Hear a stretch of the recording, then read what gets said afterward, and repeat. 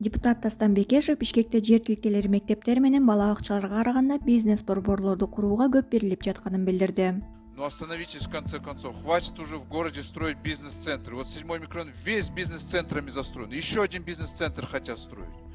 Мы просим земли под школы и детские сады. Земель нет, говорят. А под бизнес-центр раздают и раздают эти разрешения. Ну уже пора остановиться, сколько можно. У нас город торговых центров уже становится. Күн мурун Билим берүү министрлиги орундардын жетишсиздигинен улам келерки окуу жылында Бишкектеги 1-класстын окуучулары бала бакчалардын имараттарында билим аларын билдирген. Мекеменин маалыматына ылайык 1-класстар үчүн орундардын жетишсиздиги Ош, Жалал Абад жана Чүй облустарында да жаралышы мүмкүн. Кыргызстанда мектептерге байланышкан маселе курч. Биринчиден, окуучулардын саны абдан көп. Окуучулар бир партада 3төн отурган учурлар кездешет. Экинчиден, пайдалануудагы мектеп имараттары көбүн эсе авариялык абалда. Бийлик жаңы мектептер курулуп жатканын айтып келет. 2024-жылы Билим берүү министрлиги акыркы 3 жылдын ичинде өлкөдө 200ге жакын мектеп курулганын билдирген. Бирок 2022-жылы КЛОП кагаз жүзүндө курулган айрым мектептер пайдаланууга берилбегенин аныктап чыккан.